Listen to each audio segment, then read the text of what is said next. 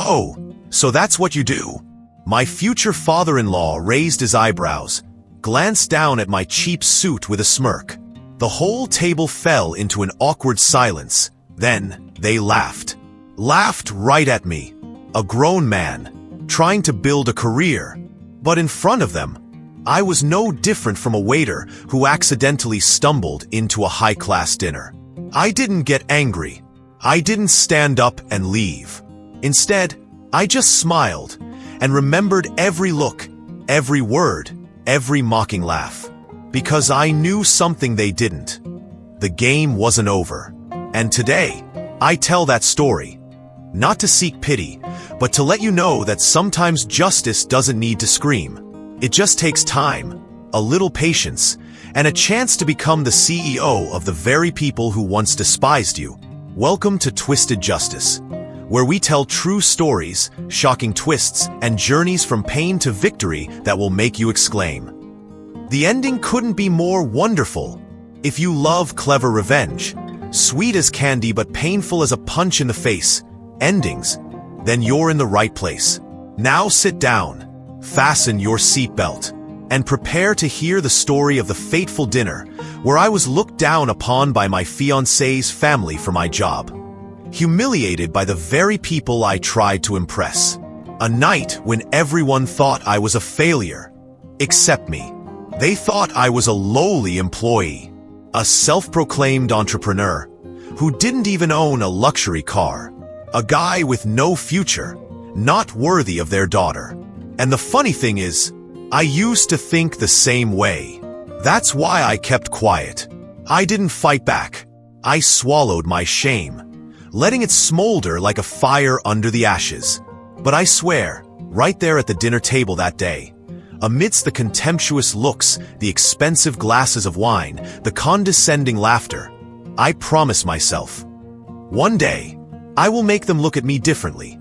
Not because I want revenge, but because I want to prove who I am. No one has the right to decide but me. You can call it pride, or madness, or simply a declaration of a deeply wounded but unyielding person.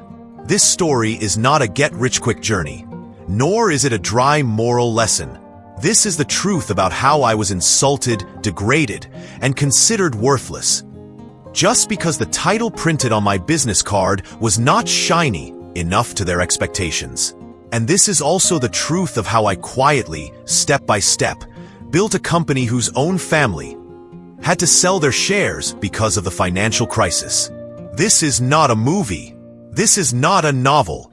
This is real life. And I am proof. Never underestimate a person just because they are not at the top. When you see them, as you watch this video, you may be in a similar situation. Maybe you have been underestimated by your lover's family, looked down on by your colleagues, labeled by the world as undeserving. I am here to tell you one thing. You don't have to scream. You don't have to prove yourself to people who don't deserve it. You just have to keep going.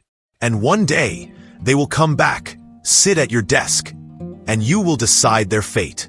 If you want to know how I went from pariah to CEO of the very corporation their family worked for, if you're curious about what happened after that dinner, and if you're in need of an empowering story, don't look away from this video, because the most shocking part is yet to come.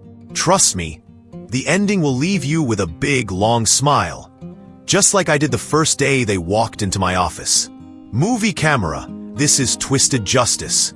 Pushpin, get ready for a journey from pariah to the pinnacle of fame. Fire, and remember, justice may be twisted, but it always finds a way to come back at the right time. My name is Jake Reynolds, and I'm 33 years old now. But this story begins almost a decade ago, when I was just 25, broke, overworked, and invisible in the eyes of the people who would later regret ever mocking me. Back then, I was living in a small studio apartment in Jersey City, grinding away as a freelance software developer. I wasn't flashy. I didn't have a degree from MIT or a Tesla in the garage. Hell, I didn't even have a garage. What I had was a 5-year-old laptop, a whiteboard filled with crazy app ideas, and a dream to build a tech startup that could change how small businesses operate. But dreams don't pay the rent. So in between working on my startup, I picked up contract gigs, building websites for dentists, fixing broken code for boutique marketing firms, even doing some low-level IT support remotely. My life was messy, scrappy, and far from impressive on paper. But I believed in what I was building. A cloud-based platform for small retail businesses to manage inventory, staff schedules, and customer loyalty programs. Simple, scalable, and affordable. No frills, just solutions. During that time, I met Haley. She was a breath of fresh air. Smart, grounded, funny, and absolutely stunning. We met at a friend's game night in Brooklyn. And by the end of the night, we were deep in conversation about tech trends and bad coffee. She was finishing her master's in marketing and working as a strategist for a retail firm in Manhattan. We clicked instantly. She liked that I was driven. I liked that she saw past the me. We dated for over a year before she brought up the idea of me meeting her family. I could tell she was hesitant. I knew they came from money. Not billionaire rich, but definitely country club and Christmas in Aspen, kind of comfortable. Her dad was a well-known investor who'd made his fortune in traditional industries, oil, manufacturing, old-school business. Her mom was on the board of several nonprofits and spent more on handbags than I made in a month. Her brother, Dylan, was a rising star in private equity. Their family was like A. Still, I wasn't intimidated. I figured, I'm polite, I work hard, and I'm clearly serious about their daughter. How bad could? Oh man, I had no. Haley invited me to a family dinner at their estate in Connecticut. Just getting there felt like entering another universe. Long driveway, stone fountains, someone literally opened the door for me. Her parents were hosting a dinner for extended family and close friends, including Dylan's fiancé's parents and a couple of her dad's business associates. I wore my best button-down and AB. At first, everything seemed fine. Her mom gave me a polite but distant smile. Her dad shook my hand with a kind of grip that says, "Prove yourself." And the rest of the guests made small talk over expensive. "What do you do, Jake?" her dad asked, swirling high. "I'm a software developer, currently working on launching a small business management P." He raised an eyebrow. "So you're in TE?" "Yes, but not with a major company. I'm building something of my..." A pause, then a chuckle. "Ah, a startup. Well, that's the new American dream, I suppose. Fail fast, fail often, and pray for a buyout." The table laughed. I tried to smile, but inside I was burning. I wasn't expecting a standing ovation, but I definitely didn't expect to be the punchline. Haley squeezed my hand under the table. "But, so you work from home?" someone asked. "From wherever I can, really," I replied. One of the older uncles smirked. Translation: "You work in pajamas and code in coffee shops." Again, another chimed in. "You know, when I was your age, I had a corner office." Someone else added, "My son's friend did that app thing too." No. By the time the main course arrived, I had become the dinner entertainment. I wasn't Jake, Haley's boyfriend. I was the broke tech guy with big dreams. They didn't ask about my product. They didn't care how many hours I was putting in or how far along I was in development. To them, I was a joke with a beard and a laptop. Haley was furious afterward. She apologized over and over, told me her family was just old-fashioned, and begged me not to take it personally. I didn't say much. I didn't want to make her feel worse. But deep down, I made a deck. I wasn't going to chase their approval. I wasn't going to try to impress them. I was going to succeed in SP of them. That dinner wasn't just uncomfortable. It was gasoline on the fire. Over the next 3 years, I worked like a man possessed. I pitched my platform to small businesses all over the tri-state area, got my first few clients, reinvested every dollar, built a team, survived a pandemic, and finally, landed a deal with a national franchise chain. That D. Fast forward to today, and my company has over 100 employees, services thousands of clients nationwide, and, here's the twist, recently acquired a controlling stake in a mid-sized retail holding company that was hemorrhaging money due to the CEO, Haley's dad's old golf buddy, the new executive director overseeing their digital transformation? Me. I still remember that night clearly. The night everything changed. Not because I was publicly humiliated in front of the entire dinner table, but because I realized one thing. Sometimes, it's not that I'm not good enough. It's that the people around me aren't insightful enough to see my true potential. Haley and I had been together for almost 2 years. She was a wonderful partner, an ally, someone who believed in me when no one else would.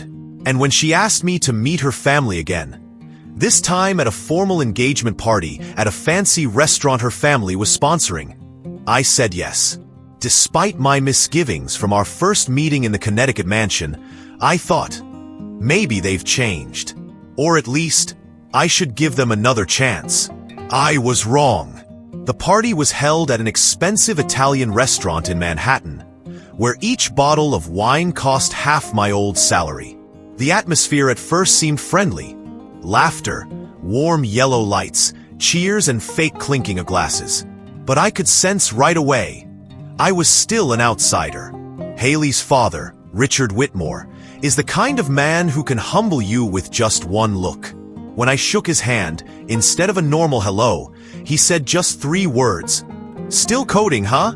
I smiled faintly and replied, "Yes, the company is developing quite well.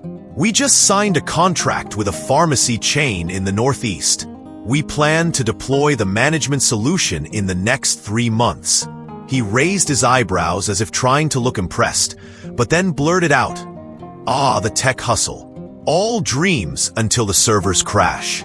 This time, there was more laughter.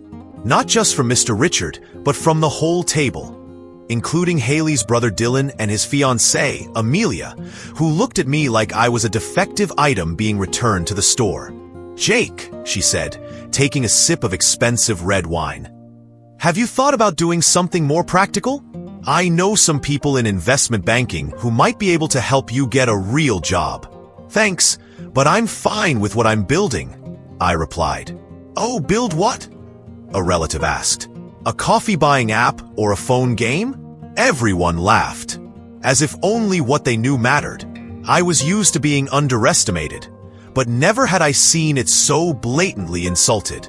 The meal continued, and so did the sarcastic banter. Richard kept comparing me to those young dreamers who live off loans and fantasizing about fundraising, while Dylan sarcastically said, "Are you sure Haley wants to be with someone who makes money freelancing?" Haley tried to defend herself, glaring at them, then grabbing my hand under the table. But clearly, the respect I expected was never there. Then came the moment that I really can't forget. Richard stood up, raised his glass and said, "Haley, you are the light of this family. You deserve a husband who understands the true value of work, of a career, of stability, and hopefully one day, the person sitting next to you will also find a clearer purpose than reinventing the wheel. Congratulations and good luck, Jake." A meaningful, but not subtle wish. The whole table applauded. I sat there, not knowing whether to be angry or to laugh at the brazenness. I looked around, a wealthy, powerful family, and thought that their status gave them the right to judge others based on the title on their business cards. They didn't care how many sleepless nights I'd spent coding, how many calls I'd made to close deals, or how many holidays I'd given up to pursue my passion. In their eyes, I was just a poor programmer playing the role of businessman. After the party, Haley apologized to me again. She cried, "I don't know why they are like this. I'm ashamed of them." But I shook my head and told her not to cry over them. I didn't need them to like me. But that night, I vowed to myself, if they judged me by the arrogance of the chairs they sat on, Then someday I would buy the table they were dining at. That public humiliation was not just a slap in the face to my self-esteem, but it motivated me to walk faster, harder, and higher than anyone in that room could have imagined. I no longer work to live. I live to prove, not to them, but to myself, that perseverance can defeat all arrogance. The tension between me and Haley's family was palpable. Every meeting was a test. Every question they asked wasn't to learn, but to dig. So, have you raised any money yet? Have you paid off your credit cards? When will you stop dreaming? One time, Richard told me bluntly in front of Haley, "My daughter is not destined for an undefined life." I don't disagree with you, Jake. I just don't see a future with you. But they missed one thing. I don't need them to see my future. I am writing it myself, line by line, contract by contract, meeting by night. And then an opportunity came along, in the form of a brick-and-mortar retailer that was failing to digitize its operations. They were looking for a comprehensive solution to restructure their digital platform. And my company, young as it was the only one with a proposal that made sense, worked, and had the potential to save them. I did not know at that time that the name, Whitmore Holdings, appearing in the partnership profile, was the company in which Richard had invested and was the largest shareholder. But when I found out, I smiled, not because of the opportunity to make money, but because of the opportunity to repay a debt of honor that had been offended for so long. I remember that day very clearly. It was a cold autumn morning. The sky was covered with gray clouds, a sign of a gloomy day. But I knew clearly, this was going to be the most brilliant day. 4 months after that engagement party, I worked like crazy. Richard's taunts, Dylan's disdainful looks, and Amelia's sarcastic tone echoed in my head every night. I didn't need their approval, but I needed a chance, a moment to prove them wrong. And then, an opportunity came. A national retail chain, Rutherford and Langley, was in the midst of a major digital overhaul. They were looking for a young, agile, bold, and innovative company to lead this important transformation. When the call for bids was announced, my company was among the few to be selected. I spent 3 weeks working on a proposal. Not just a technical plan, a vision. My team and I stayed up all night building an intelligent management platform that could integrate AI, automation, and real-time consumer behavior analytics. I put it all on the line, all my energy, reputation, and company assets, just to win this contract. And then we won. We won by a landslide. But what stunned me wasn't the win. It was when I discovered who the largest shareholder of Rutherford and Langley was. The name appeared clearly in the shareholder meeting report. Whitmore Capital. I froze. Richard Whitmore. That was him. He was one of 3 major shareholders who had the power to decide on the appointment of a new CEO, after the old CEO stepped down due to internal scandal. That's right. The board is being restructured. They're not just looking for a partner to implement digital. They're looking for a new CEO to right the sinking ship. And in strategy meetings, the name Jake Miller, that's me, starts to pop up all the time. At first, I thought Richard would definitely veto it. But it turned out that after years of operating remotely, he was no longer physically present in meetings. Everything was delegated to the board and senior managers. And it was these people, impressed by my demo speed, the performance of the engineering team, and the development vision, who offered me the position of interim CEO for a 3-month trial. The day I got the official notification, I stared at the email for a few minutes. My mind was blank. But then a thought occurred to me. I'm not just going to walk into a conference room like an uninvited guest. I'm going to walk in like I own the building. 3 weeks later, I walked into Rutherford and Langley headquarters with my new employee badge and name tag. Jake Miller, interim CEO. My first day on the job was a whirlwind. Department heads, advisors, and senior managers all greeted me with a mixture of skepticism and curiosity. Of course, a 29-year-old who had been laughed at family parties was now the CEO of a company that Richard Whitmore had bragged to his friends was a business gem. I haven't revealed my identity to anyone. No one knows I'm Richard's daughter's boyfriend. To everyone here, I'm just a tech expert who was brought in at the right time. And then came the fateful day. A week after I took over, Rutherford and Langley held a special shareholder meeting to announce the new CEO before the official announcement. I sat in the waiting room, wearing a dark blue tie, looking into the mirror.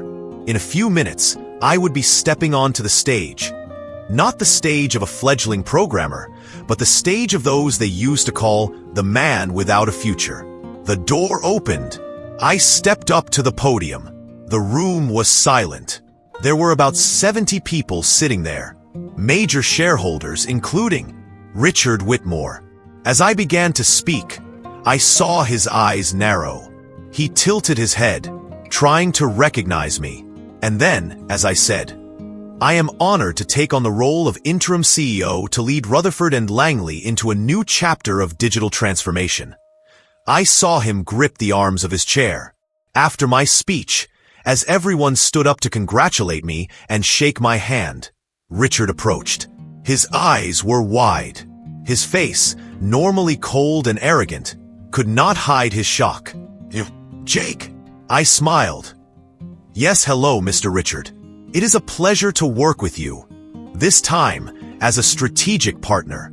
He opened his mouth, then closed it again. No words came out. I guess, for someone used to controlling everything like him, this shock was unprecedented. "You are the CEO here? Of Rutherford? Officially from today. And I look forward to Whitmore Capital's cooperation in the upcoming restructuring project." He stood motionless for a few seconds, then turned and walked away, without a word of congratulations, without a handshake. That evening, I got home. Haley was waiting for me in the kitchen. She knew it was a big day, but she didn't know why. As I told her the whole story, from the project that led to the CEO job to the encounter with her father, Haley was silent, tears welling up in her eyes. "I prayed that one day they would see the real you," she whispered. "But I never expected it to be this way." I squeezed her hand. "I didn't do this for revenge. But if justice can go hand in hand with success, then why not?" The story didn't end there.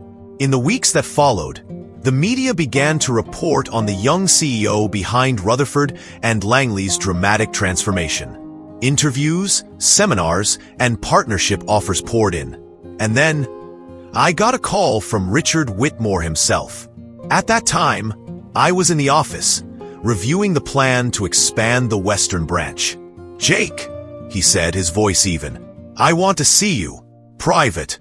I sat back in my chair. "Sure, but this time, you're the one who made the appointment with my assistant." That twist, when the person who once looked down on you has to look down on you, isn't just satisfying because of the reversal. It's satisfying because you know. You don't need to yell. You don't need to retaliate in a petty way. Just do your job well, and let your success speak for you.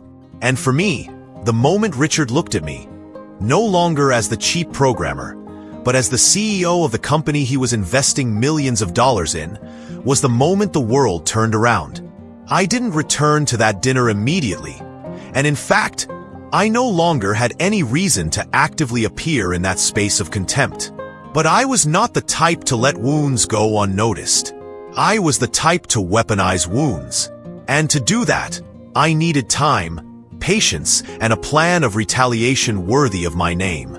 A few weeks after that dinner, I began my real journey. I learned about the company my fiancé's father ran, a family-owned media conglomerate called Sterling and Rowe Media Group. A big name, but also a shaky empire. Financial reports showed stagnant growth, a steady exodus of executives, and a growing number of failed investments. But what I found excited me the most, The company was looking for an angel investor to save its digital content division, which had burned through millions of dollars on failed campaigns. I had the right connections. Through my seemingly unpretentious job, I had worked with several major startups in the field of AI for media. I knew investors who were looking for new places to bet, and I knew that if I could control the digital side of this company, I could influence it from the inside, even gain real power. It took me 3 months to prepare. 3 months of living in silence, pretending to be out of the picture. But during that time, I met secretly with minority shareholders, negotiated buyouts, assembled a financial alliance, and laid out a plan to transform Sterling and Rose's entire digital organization. When everything was ready, I walked into the shareholder meeting representing an investment group that held nearly 38% of the voting power in the digital division, almost as much as my fiancé's family. The first twist happened when I showed up in a white suit, neatly combed hair, and a confident smile. "Hello, Mr. Sterling. I believe we will have an interesting meeting today." The shock on his face was unforgettable. The man who had once called me the food delivery girl was now sitting across from me in a conference room where I had the power to decide the fate of a part of his business. He stammered, and I didn't give him a chance to recover. "We propose a complete restructuring." I began my presentation. "We will bring not only cash flow, but also operational capabilities, something your company is seriously lacking. With concrete metrics, a clear content strategy, and a team ready to execute, I convinced the entire board. And when it came time to vote for a new digital CEO, I won. Not just a win, but a landslide. He himself had to abstain because he didn't have enough shares to oppose it. I am the new CEO.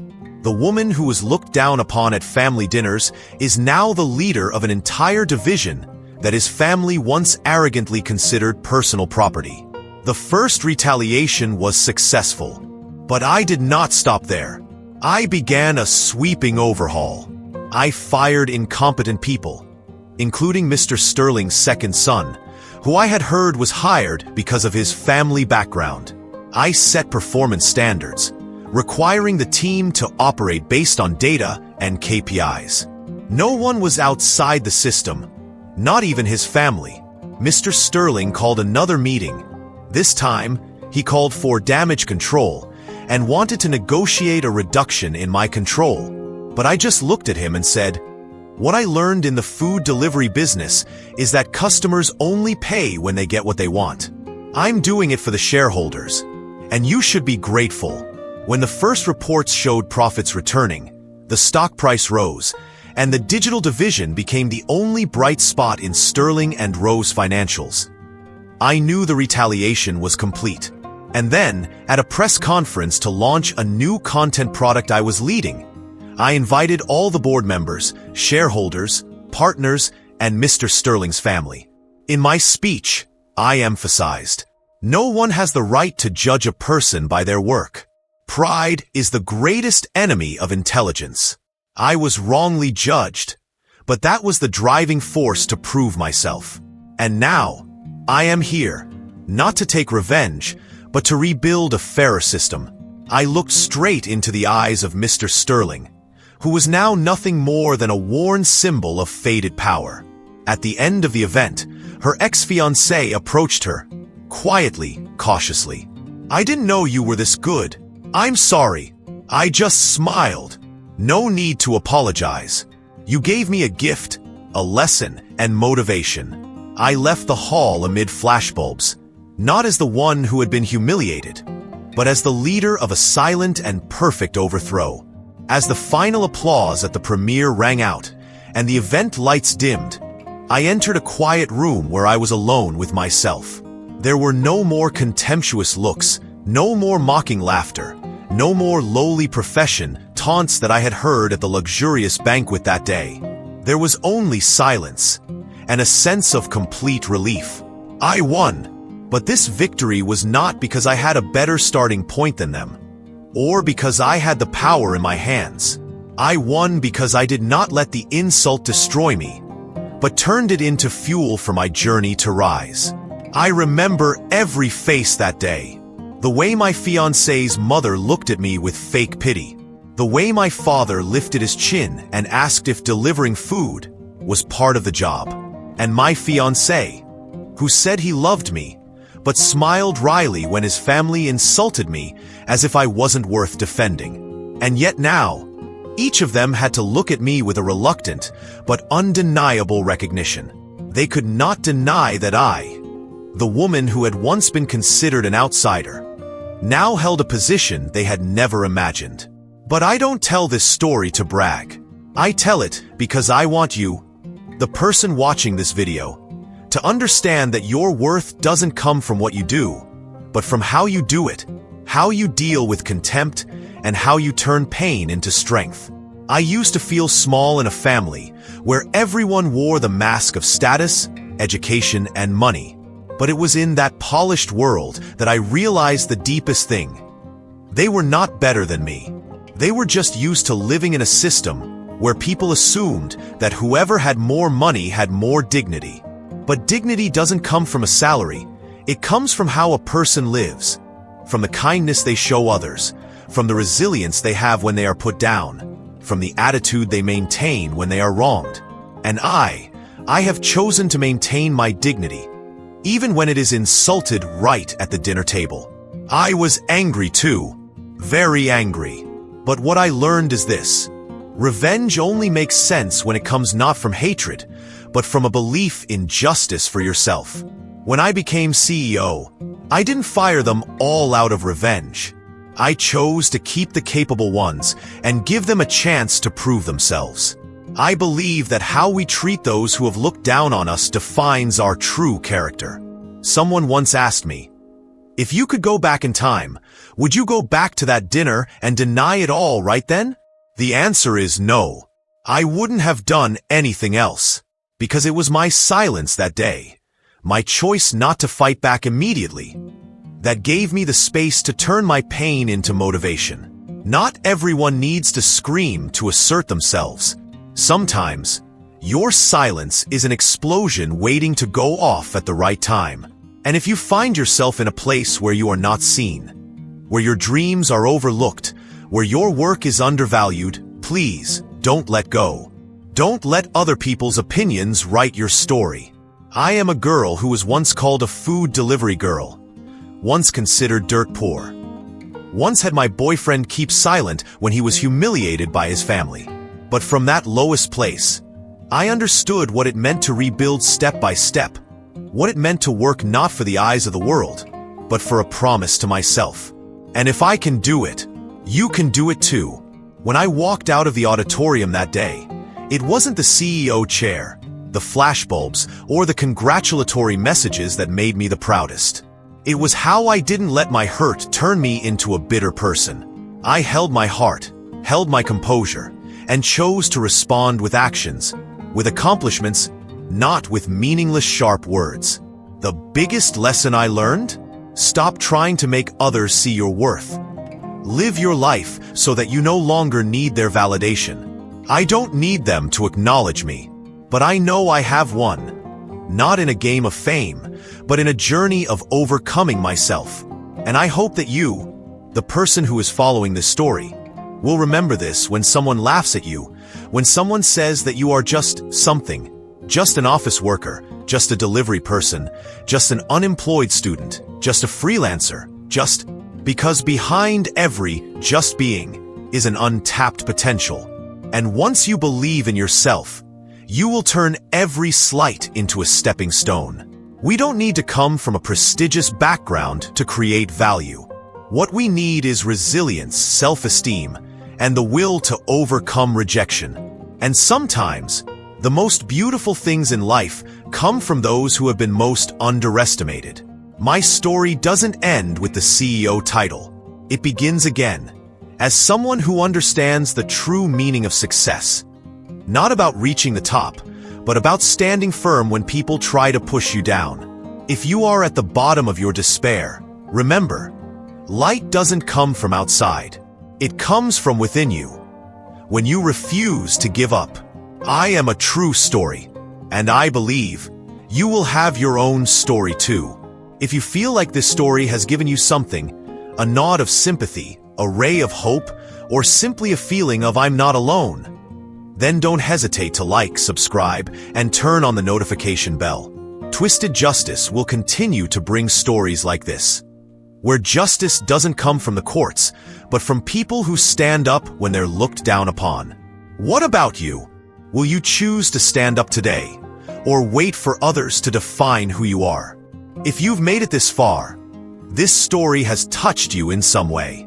Maybe it's the anger at seeing someone humiliated because of their profession. Maybe it's the deep empathy you have for being overlooked, for being left out because people don't understand you. Or maybe, simply, you see in this journey, from humiliation to standing up and winning, a part of you, past, present, or future. Whatever the reason, I want you to know, you are not alone. On Twisted Justice, we don't just tell stories. We tell the slice of life, the suppressed voices, the inspiring twists you don't see on the regular news. We believe that every person, no matter where they come from, has the right to be respected. Every hidden pain, every underestimation, deserves a place to be understood. And if you find today's story about a person who was scorned by her fiancé's entire family, then stood up to prove her worth in an unexpected way, a worthy lesson then. Backhand index pointing right, please like this video, not to make the numbers look better, but to spread stories like this to people who need to hear the affirmation. You don't have to be born at the finish line to finish. Backhand index pointing right, subscribe to Twisted Justice. Every week, we post videos that tell the story of painful yet powerful journeys. Stories that you can't take your eyes off of. Not just because of the spectacular twist, but because of the lessons they leave you thinking about long after. Backhand index pointing right, and don't forget to turn on the notification bell.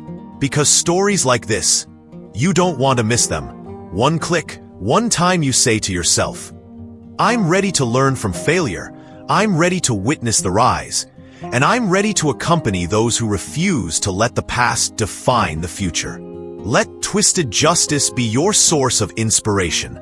We don't just tell stories to entertain. We tell them to make you see that you, with all you've been through, can be the protagonist of a story that turns your life around. Just imagine, how many people out there are being humiliated because of their jobs? How many are hiding their insecurities behind smiles? How many are thinking, maybe I'm not good enough, just because someone else told them so? And if this story helps at least one of them get up, then your click today means more than any words of encouragement. Twisted Justice exists because of people like you. People who dare to believe that justice doesn't always come from the courts, but from our own actions, from how we respond with resilience, with unyielding will, and by rebuilding our lives from broken foundations. If you have ever been ridiculed, if you have ever been betrayed, if you have ever been ridiculed in front of others, if you have ever sat silently at a table where everyone laughed at you, if you have ever seen the person you love not on your side, if you have ever left a place with tears in your heart and a silent promise, one day I will return, not for revenge, but to show them how strong I am, then this is the place for you. Backhand index pointing right, one like. You speak up for those who have been silenced. Backhand index pointing right, one subscription. A companion on the journey to find your own value. Backhand index pointing right, a notification bell. You declare to the world, I will not let anyone else write my story. And remember, every Twisted Justice video is a piece of the bigger picture of justice. We tell the stories of the little people who are overlooked, but who turn the world on their heads. And who knows, maybe your story will be told next. If you have a similar story, a twist in your life that you would like to share, feel free to leave a comment below. We always read every share, and maybe you will be the main character in the next Twisted Justice video. Help us bring hidden stories to light, because sometimes just one video can change the way a person sees themselves. And if you're still reading this, then you're part of the twisted justice community. Thank you for taking the time to listen, reflect, and empathize. Don't forget, justice doesn't always come from above. Sometimes, it starts from your heart. Pushpin Twisted Justice, where justice is overturned by truth. We don't tell fairy tales. We tell how you can reclaim your rightful place, one story at a time.